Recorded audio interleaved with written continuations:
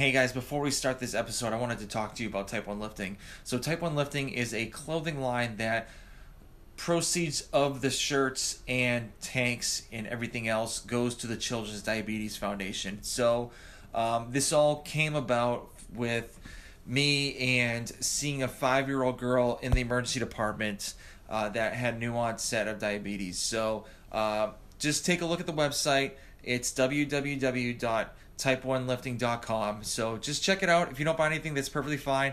I would just like for you just to take a look and just see what we have. So like I said before, www.type1lifting.com. And guys, I hope you enjoy the show.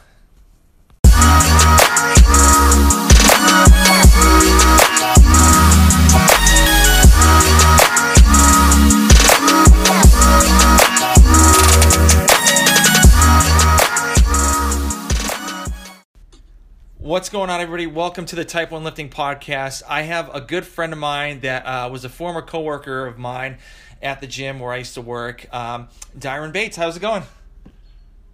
Everything's going good, man. Thanks for having me. Yeah, I really do appreciate it because I definitely do want to pick your brain on, a couple things that I want to talk about. But I kind of want to talk about in the beginning, like how you started getting, like what made you get into the personal training world and like the fitness realm. Okay, so how I got into personal training was I was in the Army. Okay, so when I was in the Army, during that time when I was deployed to Kosovo, this was shortly before 9/11. So I was in during that period of time. When we were deployed overseas, and I used to read every magazine, bodybuilding magazine, about weight training and everything. And I was always about just getting stronger. At that point it was mostly getting stronger, just looking the best that I could. I had a couple of who were seeing the changes that I was making as we were deployed, and they started coming to me and asking me what I was doing. Of course, I'm just like a PFC, so I'm nervous. So I'm giving them nutrition advice. I'm giving them lifting advice, and they really started to change. Their bodies started to look better, and a lot more people started asking me, how did they make these changes with their body? So I didn't really think about anything at that point, but, later on down the line, once I'd gotten out of the military, I went to school, I played college football. Somebody saw me working out at the gym, and, me and my brother were there as they were lifting, and I think they were maxing out on 405, and my brother, being who he was just like, why don't you show him how you lift 405? So after this guy maxes out, he put 405 on there, and I did it like 10 times. And then he comes over to me, he's like, holy crap, man. He was like, do you train or anything? And I was like, no, I don't. So he started speaking to me, and he introduced me to the director, and from there, that's how I got started. From there, I became a trainer, and they told me what I had to do that, and it's just gone on. 14 years later, I've been doing the same thing. Wow. So have you seen like a change kind of like from like personal training from like when you first started 14 years ago to now, or like what was it? Like what's changed a little bit? Oh man, there's so many things that have changed. The first thing, that I can think about, like when I first started training, I believe CrossFit started becoming popular at that time. It wasn't really like a big name at that point, but people started talking about CrossFit. When you thought about it and you listened to the premise of it, everybody was just like, that's not going to catch on. So, since then it's become huge. Also certifications. I believe at that time NASM started to become popular as a certification to have, so certifications weren't really a big thing at that point. It was really, what does that person know? Who wants to work with that person? So the whole industry's changed, how trainers are paid, and, which, in a lot of places that's gotten worse, but yes, so many things have definitely changed with the whole training industry. Of course, it's become even more popular and mainstream, over the years that I've been training. Okay, cool. So what certifications do you have? You there? Yeah. What certifications do you have? Currently I just have the NASM certification, and then speed, agility, and quickness certification. And then there's a couple more that I'm actually doing right now, which is just the sports nutrition and the strength and conditioning certification. Okay, all right. Now for all my podcast listeners, when I post this on Instagram of when he's going to be on the podcast, he is a giant man, a very giant man. So he's big into bodybuilding. So I kind of wanted to ask you a couple quick questions about bodybuilding and how you start from like the beginning to middle to like the end part.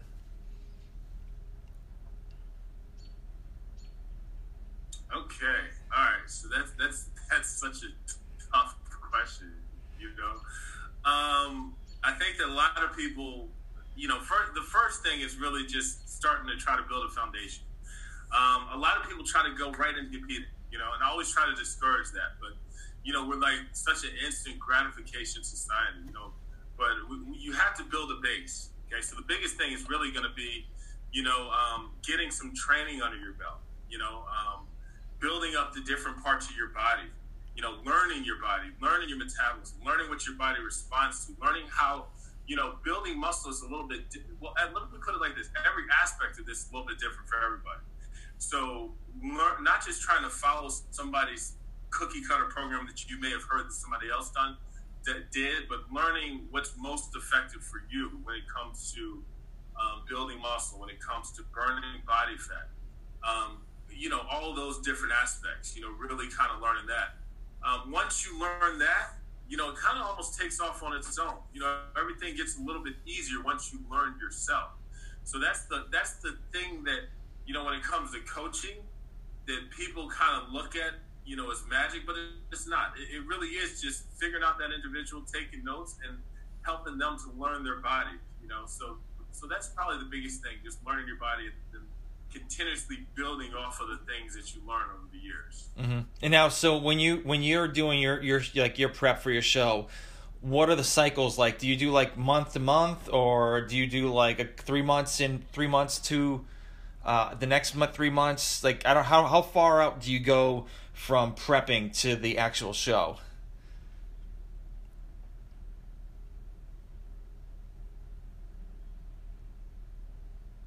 Okay, you're saying how long do I take? Yeah. So how long? Yeah. So how long does it take from when you first start to your show? Like when you start prepping? Okay, so everybody's a little bit different, you know, and myself, every year is a little bit different, you know. That really is gonna hit. First thing, like, how fat am I?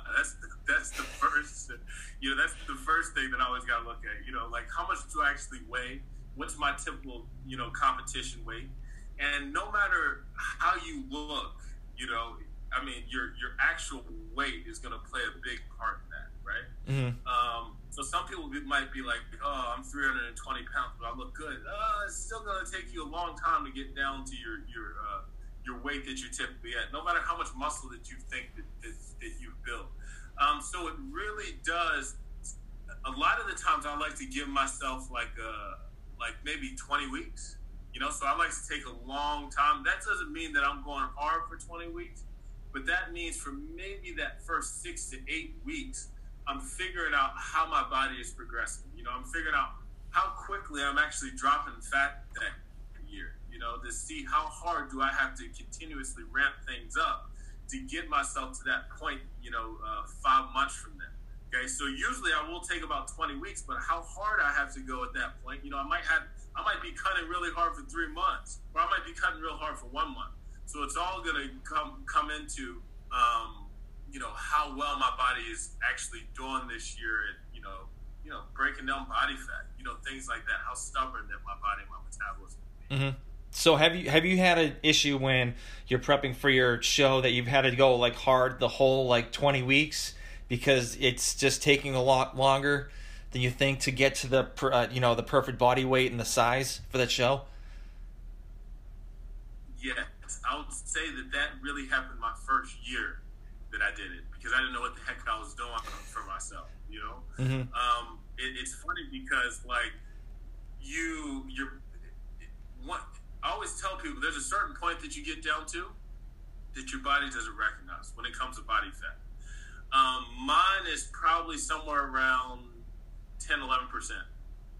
There's no telling how long it's going to take me to get from 10, 11% to low single-digit numbers. Because my body just does not like to be at that point, and it's going to fight every end of the way.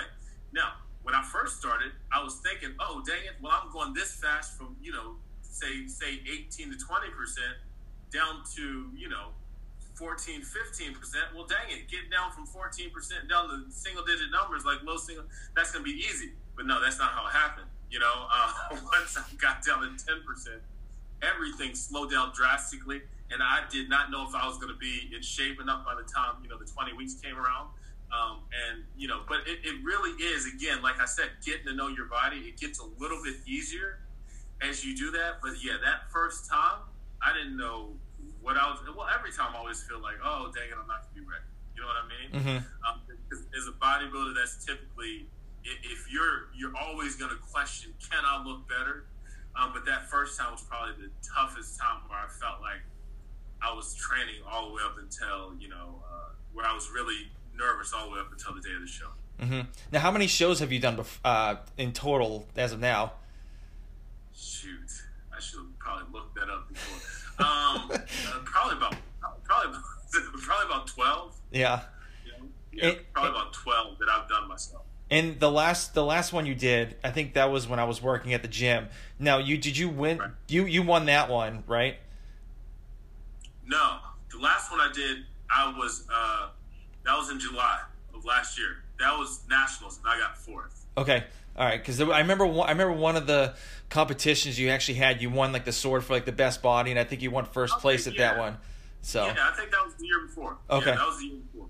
Okay. Yeah, so nationals has been my goal over the last few years. This year also, where if you win overall, for your weight class, that's when you can pretty much get your pro card. So that's been my goal. So I got 4th this last year. I believe there was 10 people in my weight class, so I wasn't too far off. It was just I had to be a little bit tighter, but yeah. So that was how I did last year. Okay, all right. Now, do you obviously with the COVID-19 stuff going on? Do you have anything planned like later on down the end of the year, or just kind of seeing how it goes and stuff?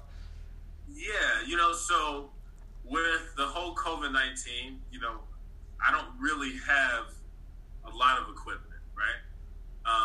Not everybody can do snatches and clean and presses in their basement. Mm-hmm. He's talking about me. So but yeah, I really don't have that much equipment, and I need a good amount of weight to keep my body, really going in the direction that I want. So I really haven't been training like how I typically would. And the way I looked at it was, for the last several years, I've been pretty hard on my body. You know what I'm saying? Not a lot of breaks, not a lot of rest. So I just said I'll just take a break for these few months, and I'll work out a little bit, but I'm not really going to work out to make any progress. Mm-hmm. But just get my and dang it, I think that was a good idea. I feel better, and things like that. So I'm probably going to start kicking things back up in July, because the show was supposed to be in July, but it got postponed until October. So the tough thing about that is going to be, seeing if that's something that I'm going to do. We actually have a cruise that we've had planned because we just had a little baby. Mm-hmm. Congratulations. Had that planned for like over a year. Yeah. So actually probably close to 2 years. So the cruise at the beginning of October. The show would be literally the week we came back. So I'm gonna have to figure that one out. I mean, am I gonna be really brave enough to get on the cruise and then, diet and do a bodybuilding show the next week? But that is the goal for right now. Yeah. Well, the one thing with being on a cruise ship is like there's a lot of alcohol around and like a lot of food, and like the thing was like, will you enjoy it even though you're on a cut getting ready for your show next week? Would you enjoy it as much as you should? So I mean, I would. You gotta understand, like those last few weeks, it's like frenzy state. Yeah. For me, it's not even alcohol. I'll have a drink every so often, but it's the freaking desserts. You know, it's just the food. And during that time, you want anything you can get your hands on. Mm-hmm. So I know I could stay away from it, but it's going to be literally like torturing myself, you know, the whole time while my wife is just eating whatever she wants. Yeah, yeah. So, well, since we're talking about like desserts and stuff like that, so what's your typical diet throughout like your whole prep before your show? Okay, yes. So my diet is typically and this is the thing. I found out what I can get away with. So that's the big thing. You know, you always got to find. I always tell people that when they come, whether they're trying to do a competition or they're just trying to diet to lose some weight, you want to find out what you can get away with so you can maintain at least a little bit of sanity. So typically, my diet does start out with mostly chicken. You know, I eat a lot of green beans, broccoli. You know, either brown rice, white rice, sweet potatoes, lots of eggs, usually in the morning. But yeah, so typically those are the foods that I have in there. You know, so it's usually about 6 to 8 meals a day that I'm taking in. And then as I start to transition, you know, I'll start putting a little bit of beef in there also, maybe for one of my meals. But when I really get hard into the cut, everything goes to fish. The carbs go down to almost nothing. It's usually fish and some kind of green with every meal, some source of fat, whether it's a little bit of nuts, olive oil, or something along those lines, maybe a tablespoon of peanut butter here and there. And, you know, for 6 to 8 meals, that's pretty much what it is. A little bit of eggs for one meal, then it's usually fish, vegetables, maybe a little bit of carbs, depending on how well my body's doing. You know, with dropping the body fat, if it's doing really well, I'm probably going to be eating even more carbs.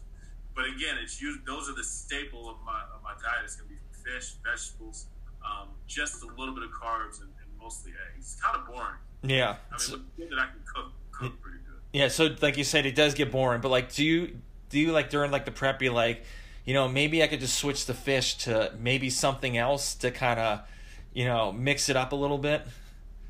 You know, every once in a while. Like, say for instance, during the week, say if I'm just craving something different, I might switch it. You know, might switch it to maybe like a pork chop. You know what I'm saying? Mm-hmm. If I'm just change it up, but not going too crazy off my plan. Usually, one meal a week, I'll have whatever I want. You know what I'm saying? And I can usually get away with that. Sometimes twice a week, and then breaking it down to one meal a week, and then you know, no times a week will I do that towards the end. But yeah, sometimes it really is just switching it up.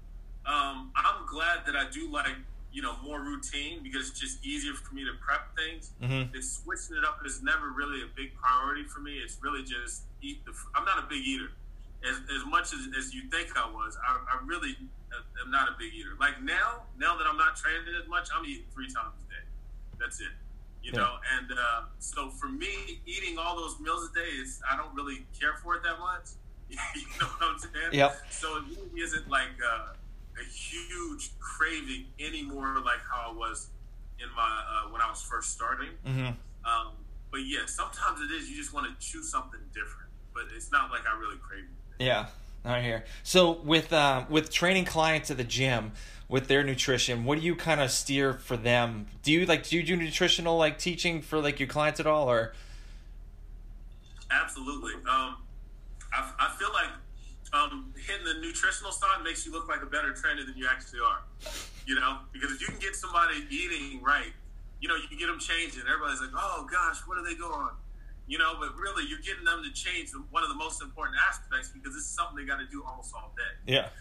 But yeah, the first thing I try to do is I try to give people realistic perspective. Like, first and foremost, how long is it going to take you to lose this weight? How aggressive do you want to be in losing this weight? And coming to that answer, it's really coming down to how aggressive have you gotten in the past, and how successful were you when you were that aggressive? Not in the short term, but in the long term. Mm-hmm. You know, in the long term, were you able to keep that type of mentality? If not, you know, I'm trying to point these things out to them so that they can have a good battle plan when it comes to, you know, going after their nutrition. So it's really trying to find that balance to something that they can, you know, they can do. So if somebody is eating crappy, you know, all the time, you know, I'll tell them, okay, how about instead of eating crappy for 5 meals, eat crappy for 2 meals or for 3 meals, and for 2 meals, clean it up. And I'll give them some guidance on what I would say to eat for those 2 meals.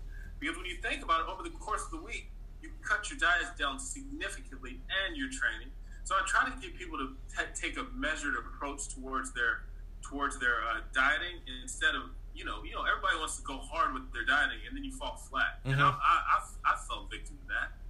I remember when I first started training for my competition, my wife was asking me like, "When are you going to change your diet?" And I was like, "I have." You know what I'm saying? So I'm all about incremental changes, and they'll see progress from that. And when you stop seeing progress, well, let's make a couple more changes. So dieting should be approached in a way that's realistic to that person. Mm-hmm. Some people can be more aggressive. Some people got to be more progressive. Now, are mainly your clients, are they kind of like the progressive, not the aggressive part? Yeah, people think that they're the aggressive. Oh yeah, I can just cut everything out. If you just write me up what I say, what you think I should eat, I'll just follow it. And I'm just like, well, how did that work out for you in the past? Like, what did you do in the past? How long have you ever followed a diet for? Mm-hmm. And when I start asking these questions, they start to see, oh, I followed the diet for 2 weeks, and I followed the diet for 2 weeks here, and they always fall off. I'm just like, listen, following these types of diets don't work for you. You know what I mean? Mm-hmm. So I always gauge them. I always guide them towards progressive. Also from a mindset perspective, because what I do is I say, okay, so if your goal is to eat, like how I said before, 2 clean meals a day, and you eat 3, then you're successful. You know what I'm saying? Mm-hmm. But if you only eat 2, you're still successful. You know what I'm saying? So I always try to put it to a point where if you do a little bit more than that, you're just being a little bit more successful. But if you sink into that minimum category that we set up, you're still meeting your goal, because people will get into that defeated mentality that, say, for instance, for breakfast, they go all out and then they just give up instead of thinking, oh, dang it, I just got to eat 2 good meals and then I'm still doing what I need to do. Mm-hmm. You get what I mean? Yeah. So I try to play to what's going to keep them engaged in their diet. Yeah, that's what I try to do when I was training clients. I would be like, what are you eating? Like, I'm not losing weight, but and I don't feel good, and I'm like, well, what are you eating? That's the main thing. Like, you can't be eating garbage like every single day, like you said before. It's like you have to kind of like just work your way into, just eating a healthier meal and like getting more and more and more and more down the road. So right, the thing is, people don't look at the whole process of dieting as breaking habits and building new habits, because a lot of people rush into diet trying to build new habits, and they've never broken the old ones. Mm-hmm. And then those old habits catch up to them. Yep. Once they reach their weight loss goal, and then guess what happens? They start gaining it back. Yep. So I always tell them, listen, we got to break these habits as you go along, because these are triggers. You have these triggers, and you got to identify what these triggers are. A lot of the times I also tell people, okay, write down what your triggers are. Okay, now I want you to write down what you're going to do when this happens in response to these triggers instead of what you typically do. I was like, this is your game plan for when you have issues. So I try to have people do those types of things so that they're not caught, off guard in these situations that they're always caught off guard with, but they have a game plan at the front of their mind for when they have these cravings or they have this itch for chocolate. And also getting an understanding of what usually causes these cravings and this itch, whether it's like an emotional thing from work, from family, from from whatever else, So mm-hmm. So that's what I try to. I try to always just give people the right ammo to be successful. Yeah, because I'm not a big fan of those fad diets where they restrict everything, and then all of a sudden, like immediately right when they're done with their diet, they just blow back up because they're just eating the same stuff that they were before the diet. So absolutely, yeah, I hate that. Yeah. So now since you haven't been training, but like when you were training people at the gym, like what was their typical like workout program? Even though I know for us we had only like a half hour to maybe an hour per session. Yeah. So what was a typical session for you for training your clients? Okay, I mean it again, as you know this, and I like to put that out there. I know but everything's gonna be different for every person, But first and foremost, it's gonna be finding out where that person's at. And my whole mindset was always I am going to take you to that limit from where you're at, right? You're going to look back a month from now and you're going to see that as we were doing hardly nothing. But, if you're only able to do like 5, body weight squats, I'm going to make you do 6. You know what I'm saying? I'm going to help you do that number 6. And I'm going to continue to build you up so that you're able to do the more complex exercises. And then also get you to understand this process that we're going through, because people do get frustrated sometimes when you're not just taking them straight over to the weights. And, I always tell them, it's like, okay, if you can't do 20 push-ups, why am I going to have you doing bench press? Why am I going to have you doing dumbbell press? You don't need the resistance yet. You can't even push up your own body with it. So it really is progressing people to that point where they need the extra resistance to help to actually propel them far. If you're a beginner, you can get a crap load out of bodyweight exercises. The place that let me learn that the most was the military, and also when I wrestled in high school. So I will put people through crazy, things with bodyweight exercises. Maybe throw a little bit of resistance bands and some other things in there, and maybe a machine or two to hit areas that might need, strengthening. But mostly it's going to be body weight starting off if someone has not been lifting for a very long time. It shows a good foundational point. But again, I always, try to toe that line for people, but not do, I never try to ask somebody to do more than what they can. And what my clients start to realize after probably several months, that the reason that I give them a number of reps to do is for their benefit, not for mine, because I'm taking them close to failure within a rep range. And if they're not there, it's either keep going, or if they're closer, I'll say cut it off. Or, you know what I mean? People want to hear a number like it's magic. It's not magic. I'm looking at how you're responding to what we're doing. Yeah. When I was training people, I'd always look at them and look at the form and just see what numbers they're going to be hitting. So like you said before, so if their form starts to go to the crapper, I'm like, okay, enough. Just rack it. We'll lighten the load and then just do it again. So, and I've noticed when I was training other people and watching you sometimes, I noticed that you actually do have your clients do a lot of walking lunges. What's the reason for that? Walking lunges are, I really do think that they're a great exercise for your legs. A lot of people can be coached if you're watching them. They can be coached on how to do them properly. So it's like a challenging exercise that's simple for most people to do, but it will always stay challenging by tweaking just a few things depending on who you are, whether it's tempo or whether it's adding a little bit of resistance to it. You can always keep a walking lunge simple.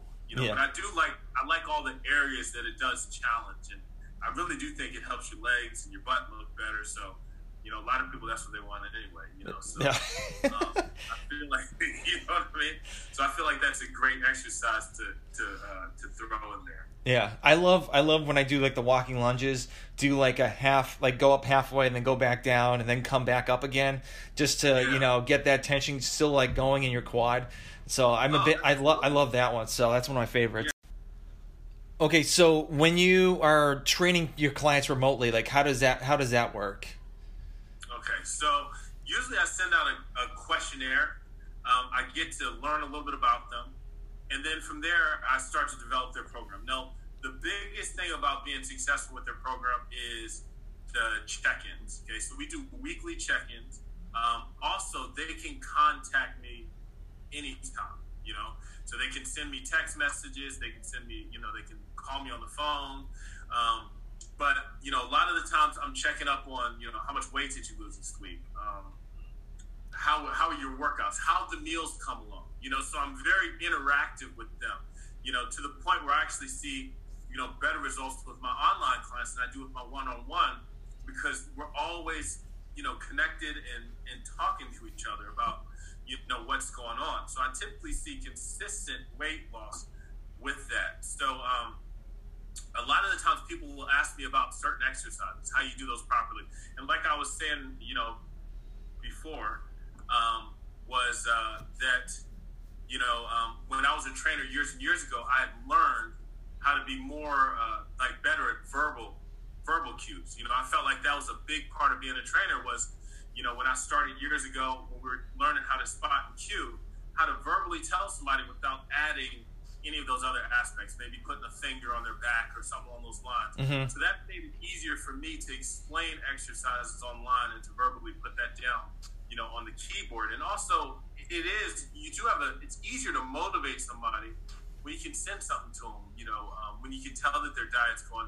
If you're talking to somebody online, you can tell when they're starting to lose it a little bit. Mm-hmm. And just sending that right encouraging word or something along those lines, that also helps to keep people motivated. So, so it's just reaching out to every aspect. And my wife helps me with that because I might be dieting sometimes these people are dieting. When I'm dieting, I don't like to hear all that drama stuff. So she will reach out to them sometimes, and ask, and say some of the things that I would typically say if I wasn't dieting, So we kind of tag team with that, and it works very good. Awesome. So how many clients do you typically take at once? For online, really, honestly, I really don't like to have more than 10. I've had as many as 20. Mm-hmm. But 10 is probably good to manage, to make sure that I'm able to get 20 is actually manageable too. It just takes a whole lot more time on the weekends. Yeah. But 10, I'm able to balance my hometown a little bit better with just 10 clients. Yeah. So that's always good. So when you're scheduling their the workout programs, do you do it like week by week, or do you just like go like a month by month, or how does it work for you? Yes. So their programs are set up to where they change every 4 weeks, 4 to 6 weeks. Let me put it like that. When it comes to their workout program, when it comes to their diet. Now, does it have to change before that? Sometimes, yeah. If it's not working for them. And it's not just them saying, "Oh, this isn't working." No, I got to see that it's not working. I got to see that you're putting effort in, and it's not working. Then I'll go ahead and I'll change up their diet, or the diet is more likely to change than the workout. Mm-hmm. Okay? Because you really don't need to change. This is definitely my opinion, and there are some other people that agree with this, but it's when certain programs came out with muscle confusion. And, those types of terms, I'm not throwing the programs out there, but people got a little carried away with that. They think that every single week that you work it out, that you need to change every single thing that you do. And when you do that, your progression, the amount of progression that you can make, kind of narrow that scope when it comes to progression. So when you're doing, say, for instance, bench press, and then you're doing maybe incline bench, if you're doing it in that sequence, you're doing your exercise in that sequence, then your body's used to that progression, and the amount of weight that you're actually lifting that changes is actually relevant. But if you're changing around the exercise that you're doing all the time, say you're doing the bench press at the end of your workout, then you're not getting as much out of it because it's not getting. I just like to see that, give people so they can actually see, okay, you're getting stronger with this. Okay, now it seems like we peaked out with this program, because that's going to be the goal, peaking that with that program.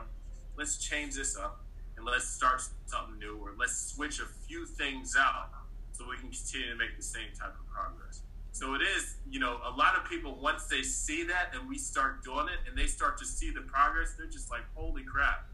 I've been running around bouncing from program to program. Yep. When I should stick with what I'm doing just a little bit longer so I can see a little bit more progress before I change things up. Yeah, I've always told people just to stay on the course, because it will. Because like I've seen like people in the CrossFit world like bounce from like a couple months to this program and a couple months to that program, and they still have the same results. They still look the same, and it's like, you need to stick to one program the whole time. And then if if it doesn't work out in a year or whatever, just go to try another one, just do it that way. And I always tell people when they, that they're getting stronger, like, don't go on the scale, especially when they're trying to lose weight. I'm like, just go on how you feel when you're wearing your clothes. If you feel like your clothes are getting looser, that means that, it's working.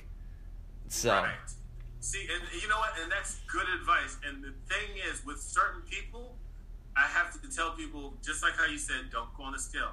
Other people, I have to tell them, I want you to get on the scale, and I want you to record your weight every day, because these people, they don't look at weight the same. Like I don't look at weight the same. Mm-hmm. So they're able to give me those fluctuations, of their weight on a daily basis. That gives me even more information about, okay, what workouts work best for you. When does it seem like your weight fluctuates? Okay, let me look at this Tuesday compared to last Tuesday where your weight was at. So it gives me more information on, how their body is responding to everything that we're doing. And people look at weight as like the be-all, tell-all. Oh my gosh, yeah. What's going on? And that is such a nightmare way to look at your progress. They could be losing inches all over, mm-hmm. but their weight goes up a pound, and they're just like freaking out. So some people, I tell them step on the scale every day. Other people, I have to have people be on the scale. I have to see what their weight is. Mm-hmm. And I tell people a lot of the times, don't you obsess about the numbers. Let me obsess about the numbers. You obsess about getting everything done that I tell you to do. And let me be the one that you put the pressure on about getting the results from. Yeah. That's what you pay me for. Yeah. Mm-hmm. So that's what I try to do. I try to take that stress onto myself, which I do. If somebody's not losing, I'm asking questions. I'm asking question after question, trying to figure out what could possibly be the issue, to where they're not dropping weight.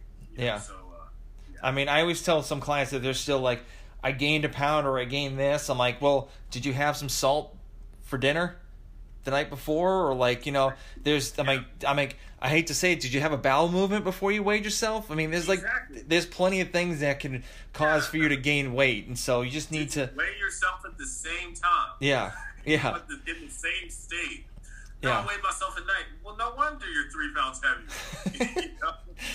Yeah. Yeah, people. Yeah, it's tough, but it's fun once you explain those things to people. So I remember I had a client who said, I gained 3 pounds over the weekend, and once she told me that, I was like, well, is that normal? She was like, it's 3 pounds. I was like, I gained 5. Is that normal? 5 is normal for me at the weight. So when she started tracking her every week and tracking her weight from the weekend, 3 pounds was normal. If she gained less than 3 pounds, that was a good week. So then we started understanding. She started understanding, depending on, because you always ate something on Saturday. Mm-hmm. How good of a weekend it was, and the type of things that she had. How well or how bad did her body respond to that? Just by knowing that small little number right there. You know what I'm saying? Yeah. I get the same way. Like there's some clients that just want to throw their scale like out the window, and I'm like, just stop. And I've had clients go on Weight Watchers. Have you had clients go on Weight Watchers before? Oh, absolutely. Yeah. I mean, I've had some clients that have some great results and like stuck with it. Oh, so not. Yeah, and I have other ones that just get completely pissed off, and like it's not them, or like they have a thyroid issue, or and it's like, right. And I'm trying to help them out lose the weight, but it's just falling on deaf ears. Everybody has a thyroid issue. That's one of the things that you find out. Everybody has a thyroid. They're not losing weight because of their thyroid issue. I remember there was a lady who was like, when I trained for a show, she was in her 50s. She had a major thyroid issue, and I got her to lose, like, it was a ridiculous. I mean, we started in January. She competed by April. She started like 25% body fat and got down to 11, by April. And she had a major thyroid issue, and she was over 50. Mm-hmm. It wasn't a thyroid issue. It was when she was eating. Once we changed that, she started dropping weight. So some people do have legitimate issues, but people have to eliminate all other causes before throwing thyroid to the forefront. Yeah. That's what I always tell people. Listen, we got to eliminate every other thing before we just blame your thyroid. Mm-hmm. Okay? So let's get some of this crap out of your diet and see what happens. Yeah.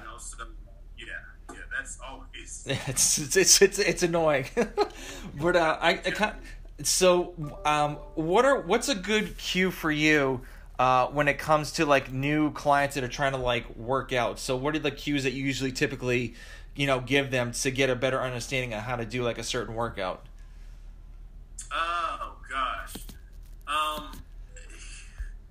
Well, again, it's going to be different for every other person. If it's a brand new person, then, you've really got to explain and over-explain everything. That's one of the things that I've learned early. You got to explain prior to something happening what could possibly happen.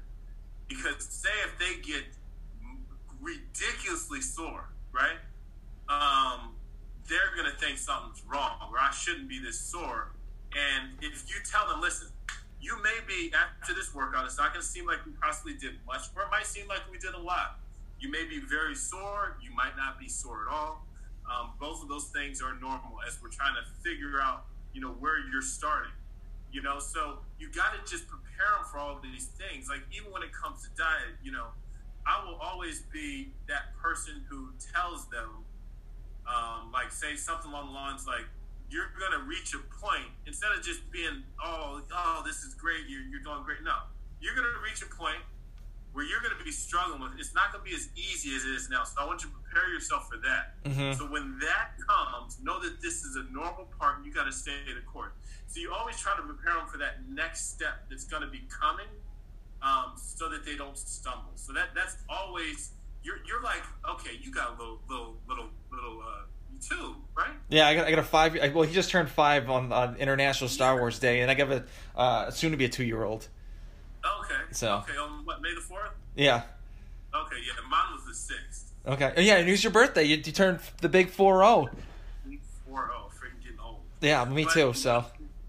You know how it is with a little kid. It's like you're behind them and you're watching everything that could possibly get them in trouble and navigating them around there before they get to there. So it's the same thing for a new client. You've got to watch out and let them know the possible things that can stumble or trip them up. Yeah. So when they get to them, yeah, they may stumble, but they knew they were informed that this could happen.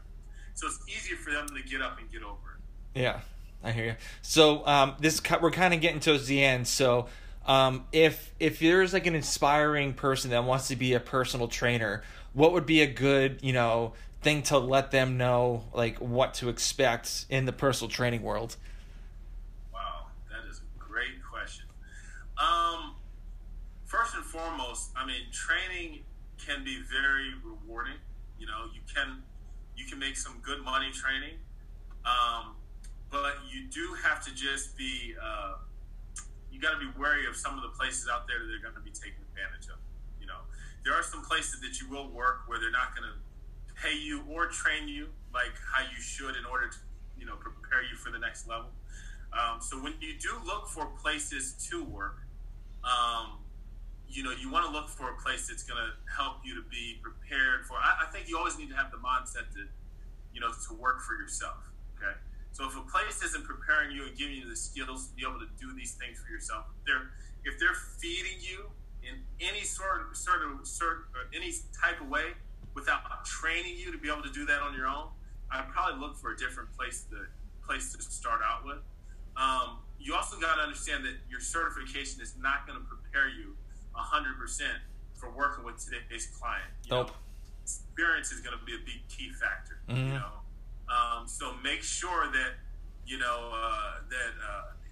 you're prepared for that. You will feel lost when you first start, and if you don't have somebody who's there to guide you at the place that you're starting off with, then you should probably find another place. I was lucky enough that when I first started training, I had some really good trainers around who I would follow around and I would watch, and they would give me feedback on how to interact with clients.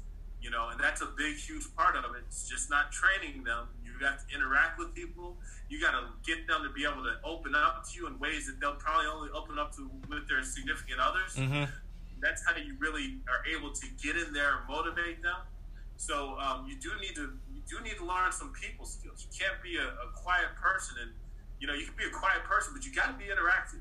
As a trainer, you got to learn some skills like that. Yeah. If you're not in a place or you have not found a place that taught you how to do that, then you need to find somewhere else. Yeah, I agree. So another good avenue to learn about working out too is podcasts, or like even YouTube videos, or just to kind of see how other people work or how they train people. I've learned a whole lot just from like listening to like certain podcasts and stuff like that, or even like reading books and, you know, studies and stuff like that, and just saying like, you know, this is more effective than doing it this way. So.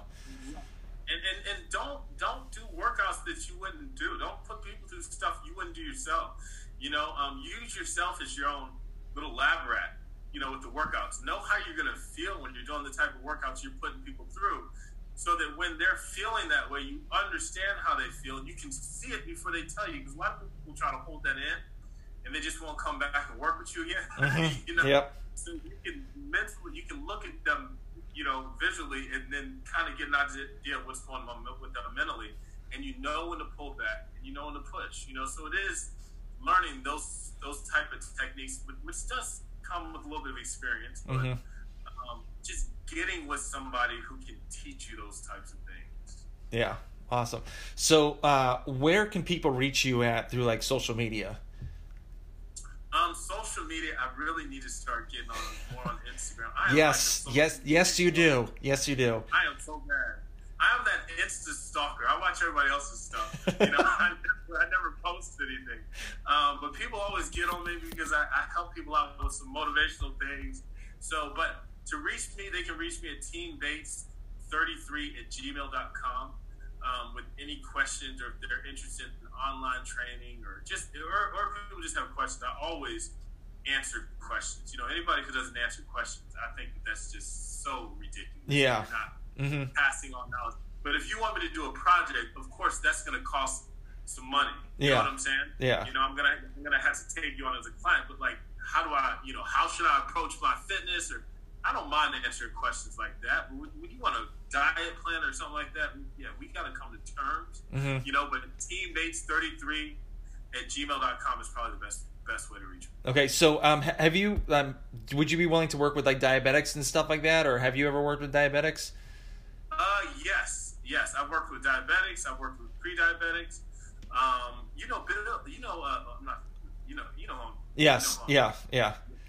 You know, he was very close to being on insulin, and he lost over 100 pounds at some point, and now they took him off of his metformin. Yeah. You know, so that was one of the many medications that we were able to get him off, and I was just giving him a little bit of guidance with, you know, with some of his eating and, you know, habits and stuff like that. So yeah, I've worked with other people, you know, like that, and I do love the challenge, you know, of being able to help people out with that, because that's a very unique issue, because that does tie into everything. We're just talking about the eating aspect of things also. Yeah. Yes, I have. Awesome. Well, I just want to thank you very much for, you know, as a friend, and, you know, that coming on to my podcast. I really do appreciate it, and I definitely wanted to pick your brain a little bit more. And, you know, I'm glad, and I would love to have you back on again. So. Yeah, man, let me know. You know, I'm ready for it. All right. Well, thank you very much, and I'll catch you later.